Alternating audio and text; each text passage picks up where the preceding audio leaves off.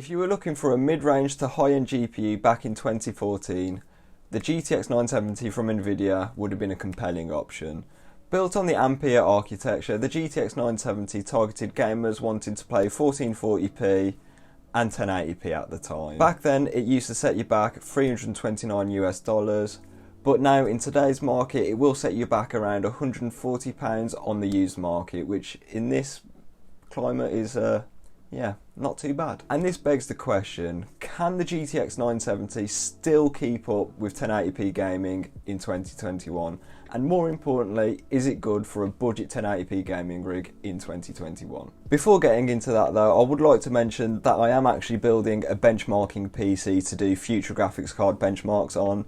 It's not quite ready yet, all I need is the CPU, so make sure you stay tuned for that video when I build that. However, the GTX 970 wasn't without controversy.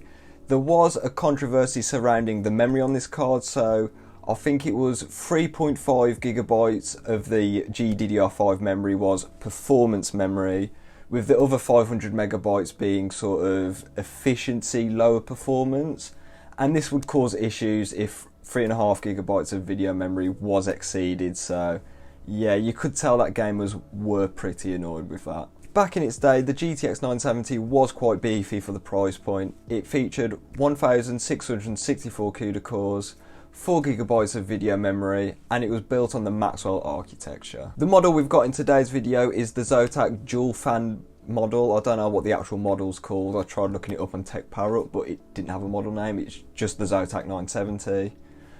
But it features two fans, which are pretty small actually, and 3 heat pipes, but it does keep the card quite cool under load, and it also features 2 6-pin power connectors. All testing today is done at 1080p on my personal system, which has a Ryzen 9 3950X, 32GB of CL16 3200MHz in dual channel. So without any more of that said, let's get straight into the benchmarks. Starting off the benchmarks today with a brand new game, and that is Rainbow Six Siege. I've started playing it recently and it is pretty popular, so I thought why not throw it into the benchmarks today. And being an esports oriented title, it should be pretty easy to run, and the GTX 970 runs this game pretty well. On the high preset in the in-game benchmark, the GTX 970 pushed out 160 FPS on average and a 1% low of 114 FPS. Just as I expected, performance here is pretty great, and even if you have a 144Hz 1080p panel, this game would run just fine on the 970. GTA 5 makes yet another return to the benchmarking, and as always, it runs great. I'm pretty sure I did test this back in 2020 with my previous GTX 970 video. However, with high settings enabled with 2x MSAA and no advanced settings, paired with my custom city driving benchmark, this netted 83 FPS on average and a 1% low of 65 FPS. I'm not at all surprised by these figures because the GTX 970 actually did come out in the same year as GTA 5 launched on PC, so yeah, great performance here. I finally bought the 2021 installment of the F1 franchise, and to be honest, performance should be quite similar to last year's game, if not the same. Not that much has changed visually, maybe a bit of trackside textures, stuff like that.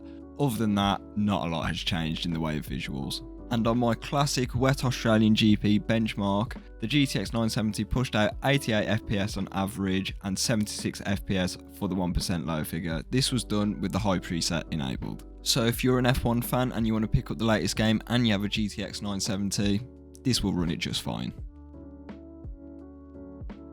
Doom Eternal is actually surprisingly hard to run. It's not like Doom 2016, which was very well optimized, but at least Doom Eternal does look really good. And even on the high preset, the GTX 970 got 68 FPS on average with a 1% low of 49 FPS. This was taken in the first campaign level.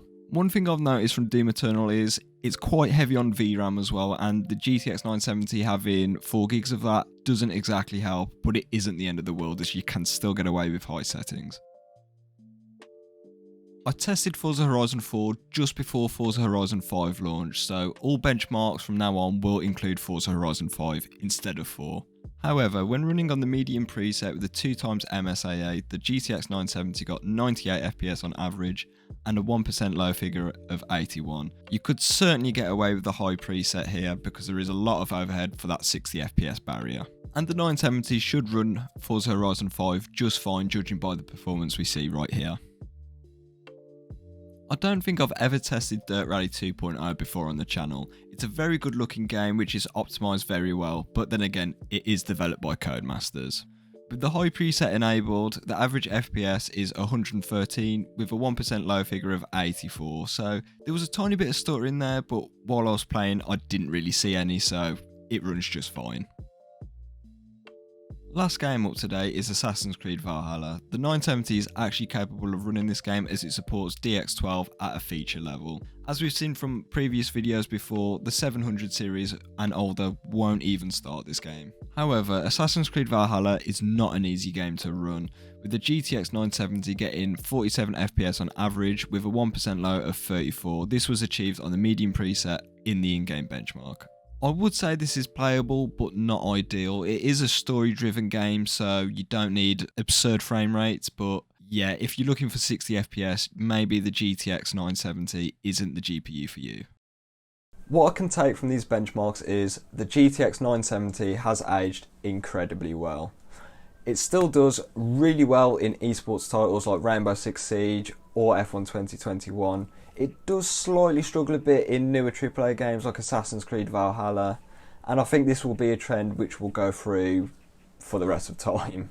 In fact, I believe most of the 900 series from Nvidia has aged incredibly well, unlike the 700 series which has aged like milk. I'm pretty impressed by the performance in Dirt Rally 2.0 and Rainbow Six Siege, but these games are incredibly optimised esports titles, so yeah, that's a given, but either way, still really competitive frame rates from these games. Newer games may start to struggle with newer technologies running out and just requirements going up there quite a bit. I have actually seen the GTX 970 as a minimum requirement on some games. I believe it was Forza Horizon 5.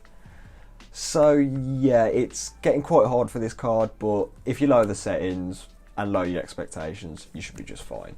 With all that being said, the GTX 970 is currently around £130 on the used market in the UK right now, and I believe this is a good price considering the whole GPU fiasco which is going on right now. So whether you've got a GTX 970 and you don't want to upgrade yet, or you're looking to get one for a budget 1080p gaming rig, I say pull the trigger. It's still a very good card, got a lot to give, and yeah, I can recommend this GPU. So if you like this video, like it and stay subscribed for future content, and I'll catch you in the next one.